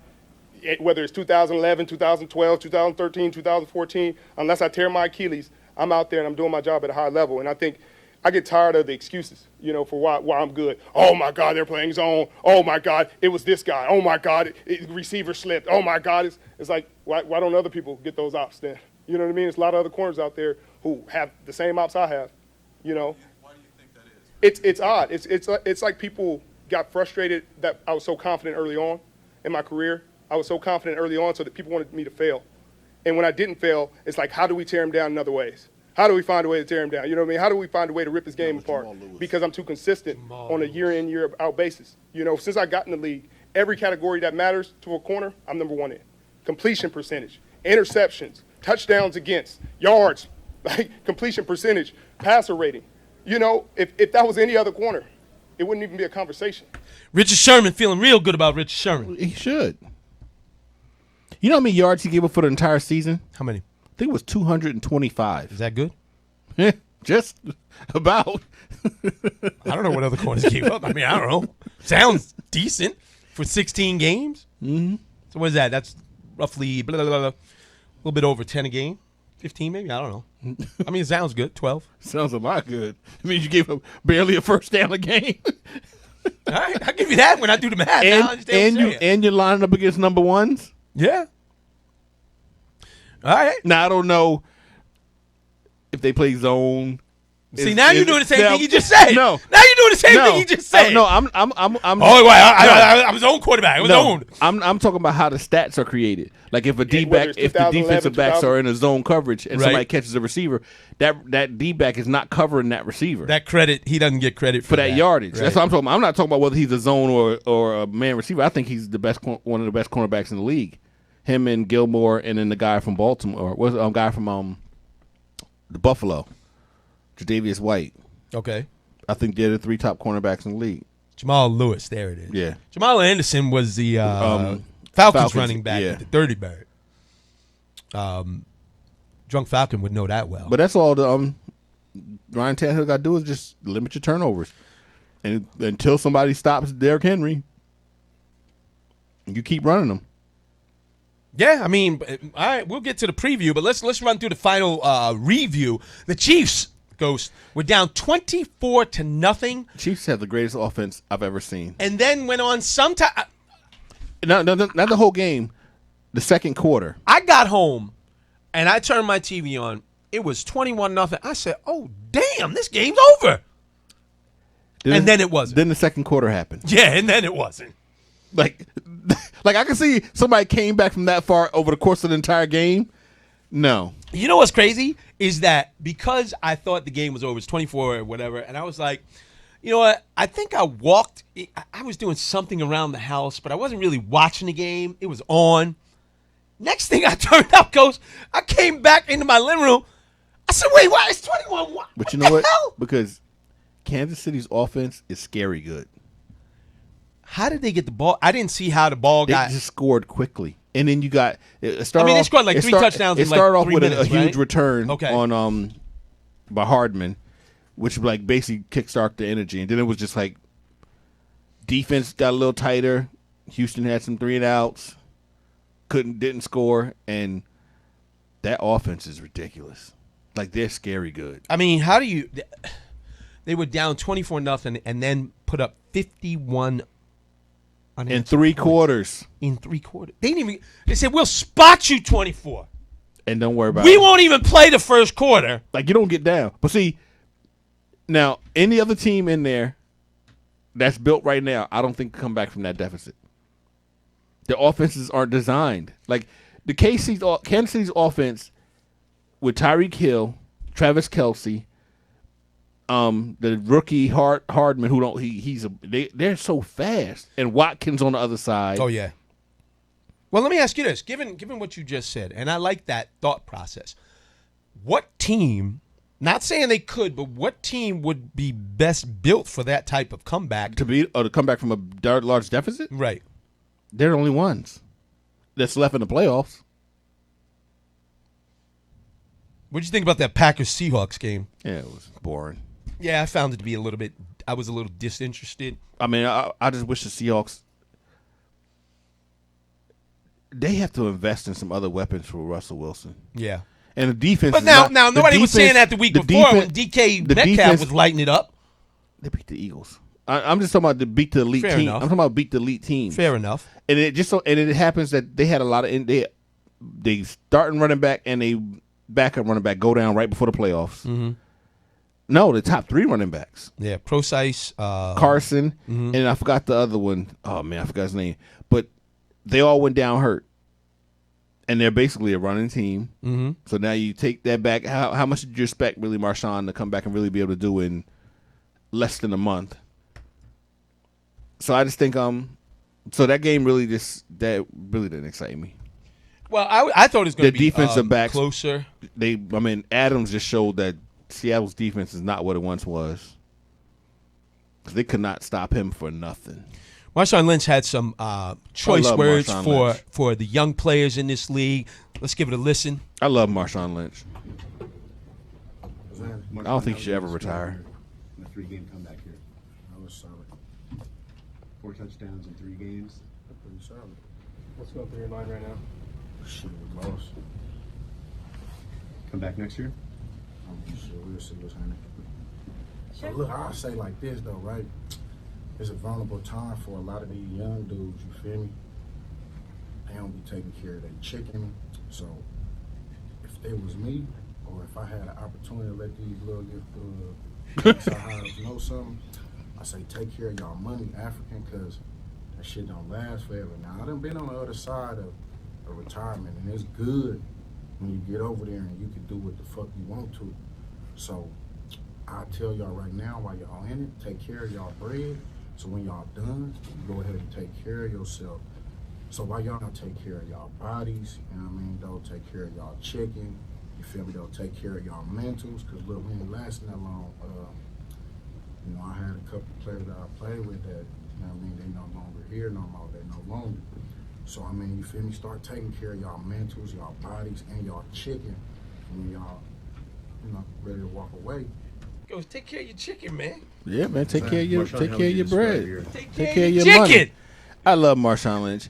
And he is not telling y'all no lie. Take care of your mind, your body, and your money. So when you walk away, you can take care of yourself. Hey, listen, that's real talk from Marshawn Lynch. He was about to drop that word. Oh yeah, if I could talk a lot of these young Marshawn Lynch is real.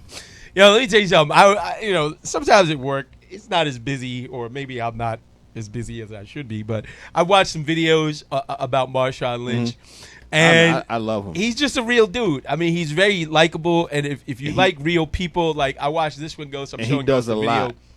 He does a lot. He does a lot in the community that's not really broadcast out there, but he does. He's a really good down to earth dude, and I realized when you saw him and how he handled media all his career, and then you see how sometimes the media twists people's words. I'm just here so I don't get fined. The media's going to be extremely mad when more people end up being like Marshawn Lynch and stop giving them answers altogether. But there are a lot of people that are not going to do that because I'm just saying, with certain people might, and if they start doing it and you stop getting the big interviews, you're going to start changing some of your ways. There's always going to be a player that's looking for somebody. Yeah, but who cares about the 23rd guy who nobody want to listen to? Somebody will care. Because he's going to say something. These young guys, that's the thing about the NFL is that there's always a next young player that's going to come in this league and say something crazy. There's always, because these young players, they don't learn from the older players. They're, how hard would it have been for Antonio Brown to keep his mouth shut? No, because Zeke stopped talking to the media the last couple of games, and then because he said they twisted his words. So now, if he stops talking, and say you have other people who stop, and like not saying he was somebody from another team does it. See if Brady stopped doing it. Well, Brady doesn't talk anyway. Well, no, he gives answers. He gives the Bill Belichick canned answer. But what if he says, I'm not going to give any answer? Well, I think you have to fulfill your media requirement. He goes and says, I'm just here so I don't get fined. There you go. And my media requirement is what? I got to stay up there for how long? I don't know what the. I will get up there and recite Shakespeare. What the hell's wrong with you? What the hell Shakespeare would you recite? I don't know. I'll find a new passage every interview. I wish somebody would do that. I wish somebody would no matter just get what up question there. they had, it was Friends, Romans, lend me your ear. No matter what question, I will always twist it back into some kind of Shakespeare answer. That would be creative if you could find a way to do that. And then be like, thank you. You all have a good night. Give him a little Russell. Thank you all. God bless. Thanks for coming out. Yeah, good night. All right, AFC Championship game is Sunday, 3:05. Okay. Tennessee at Kansas City. Ghost, who you got? Kansas City. I think that's... I can see Tennessee beating them if Kansas City cannot stop Derrick Henry. They can shorten the game and make it where you're not going to get a lot of. They're not going to get a lot of possessions. All right, you got Green Bay going into San Fran. Is San Fran Green for Bay real? is going to get trashed. Really? This is big time football, man. Green Bay. All right, let me ask you this. Did you see? First of all, do you think there's anybody in the world that picked these four teams in the Final Four? Anybody? I think no, not all four. Two of them, yes. Kansas City and San Fran? Yep. I don't think I would have picked San Fran. Kansas City, I could see. Green Bay was suspect to me early in the year. It just goes to show that you get some wins here, you get some wins there, and you wind up and then you get to the right end of the draw. Yeah. Tennessee, I would have never picked. No. I did not see them winning in Baltimore. Who thought Tennessee's making the playoffs? That's what I'm saying. I would have never picked it, especially if you would have said, "Let me tell you what's going to happen." Patriots and they're going to beat Ryan Tannehill's going to start, and then they're going to go into Foxborough in December. I wouldn't have been shocked because you know why? Why? If you watch the Patriots all year, their offense is terrible. Ghost, we're talking about going into Foxborough in December. That's yes. The Pittsburgh Steelers hear that and they start getting the but shakes. No, they wouldn't get the shakes now because on that offense, they had a non-existent running game because Michelle and that line they didn't run the same. You had Julian Edelman is the only receiver you had to worry about. Gronk ain't there. That offense is not the same, and if you don't turn the ball over and have that defense and special teams make big plays. That offense in New England right now is not designed to put up a lot of points. They're not scary. He needs receivers. He needs somebody, like I always say, it's hard when your number one receiver is a slot receiver. Speaking of Julian Edelman, did you hear about your boy? He got jumped on that person's Mercedes-Benz.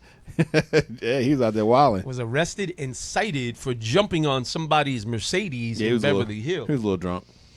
Tom Brady on Instagram posted something about electrolytes. Brady posted an offering to Edelman between the pictures of his branded protein and vitamin D tablets along with various other TB12 products. I guess implying that maybe he was a little bit overserved and needed to rehydrate, get his electrolyte balance. Yeah, he was a little done. They say I've heard stories that Edelman was crazier than Gronk. Nobody's crazy. No, I'm serious. Gronk. Okay, no, I thought you were talking about the one who killed people. No, I'm not talking about it. No, nobody's crazy. Drunk Falcon said 49ers KC Super Bowl. I could see that Super Bowl.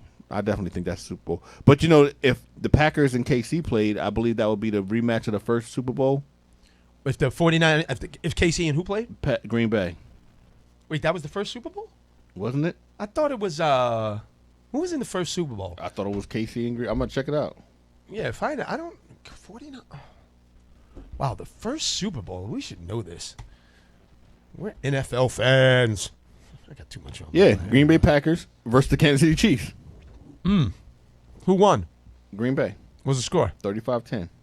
Wow, that's a lot of points back then. So, and this is why it's going to happen. Because it's the 100th season. It's the 100th season. Oh, stop it, Ghost! You go back. Stop it! You go back to the first. You go back to the number one Super Bowl, and stop it, Ghost. And are you buying into that? Who's all on TV on the State Farms commercials? But Aaron Rodgers and Patrick Mahomes. Oh, come Mahomes. on, Ghost! You're not buying into that, are you? Watch, them refs are going to be paid off by State Farms. Like, look, we're going to make this happen. It's going to be worse than the call in the Superdome with the Rams and the Saints. Stop it, Ghost. We're not doing this.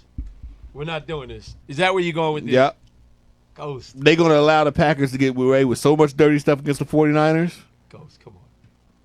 You're better than that, aren't you? Watch.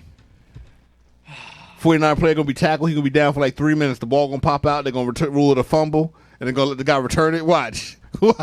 Hey, the State Farm Bowl. Discount double check.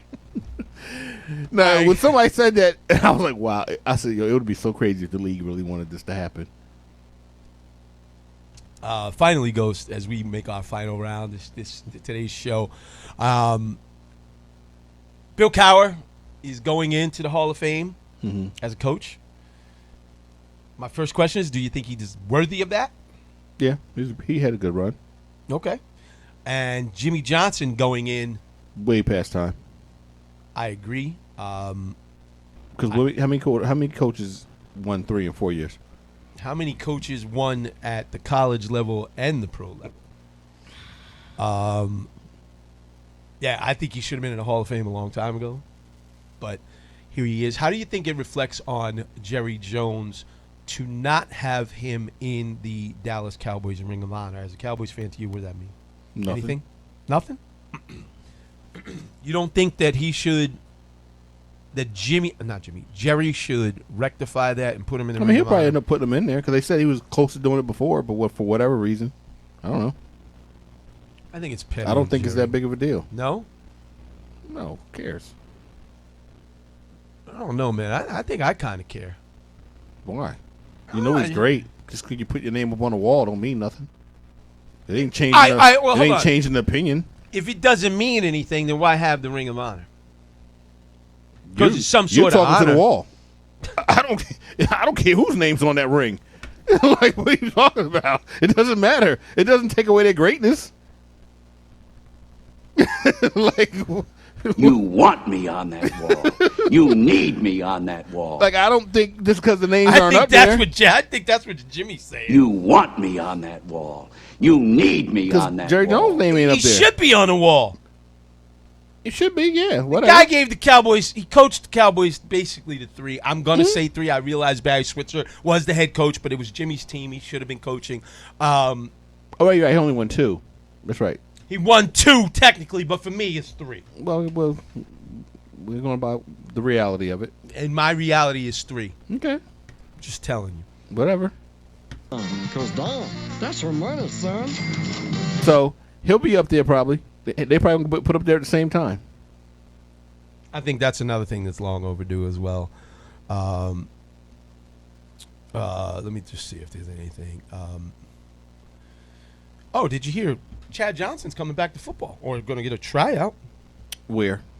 The XFL. The kicker, right? Yeah, as a kicker. I could see that because he's really into soccer. Yeah.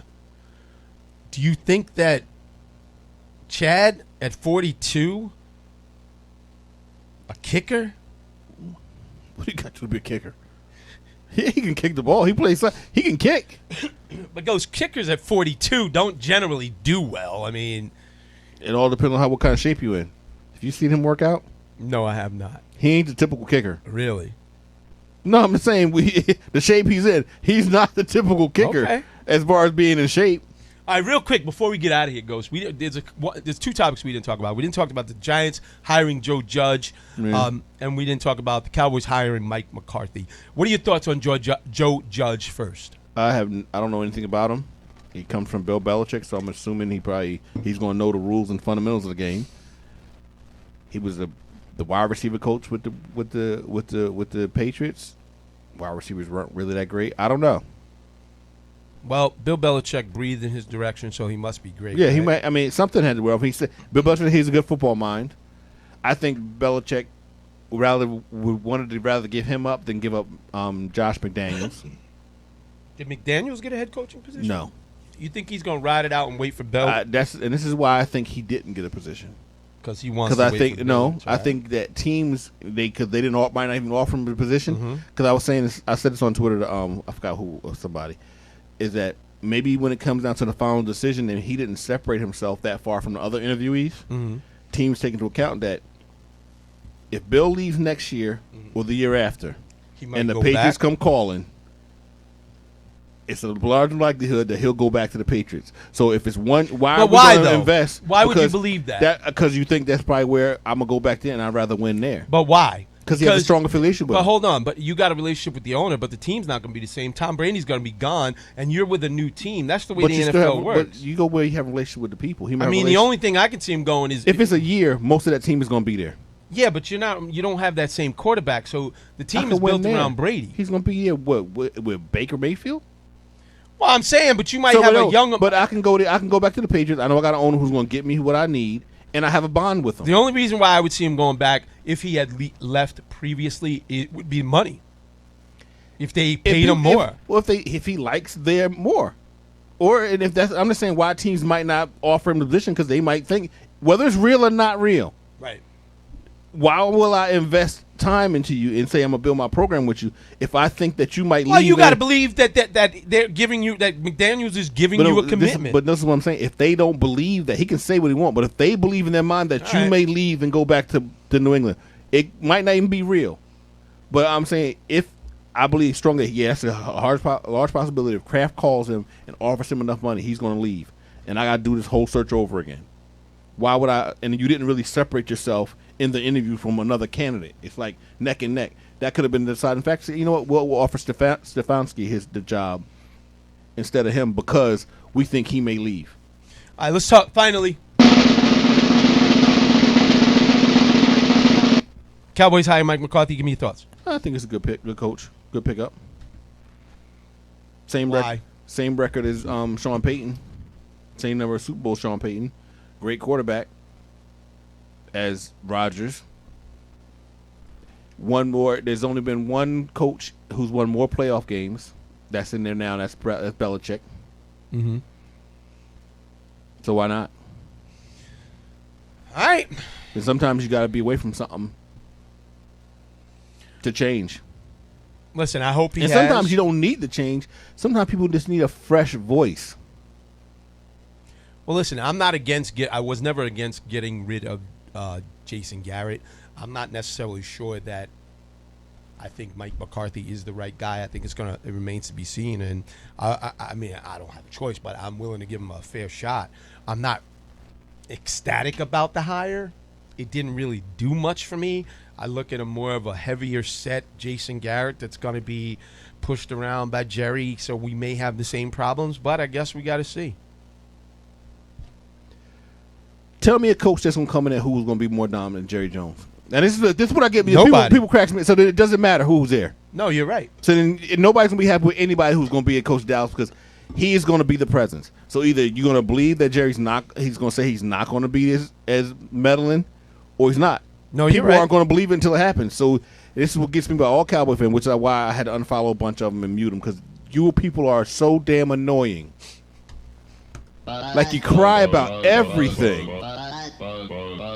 First it was, Jason Garrett didn't get into a championship game. He didn't get a Super Bowl. So we go out there and get you a quarterback. Go get your coach for the Super Bowl. Oh, he only had one. He had the greatest quarterback all the time. But But you say Sean Payton's a great coach. He has the same one. Would you say he wasted Breeze's career? Listen, I'm like, willing you know what? to, You know what happens? what You know what happens to people? Like, What's this that? is what I say to fans: shut the hell up and let it play out. That's all we can do.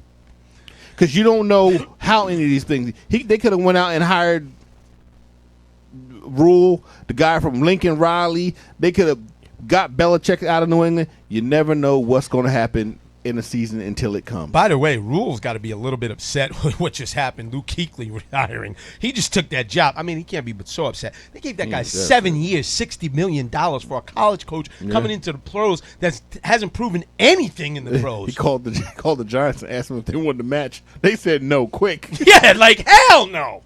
This ain't the market for you. All right, folks. Thank you for joining us. Shout out to Drunk Falcon, Mr. Baseball. Yes, thank you. Shout all out for to tuning Gerard in. Hector for calling in on such short notice. We Yes, thank you appreciate to all your the time. callers. And we'll see you back here next week. As we always say, you cannot play the game unless you are in the game. Good night. Good night.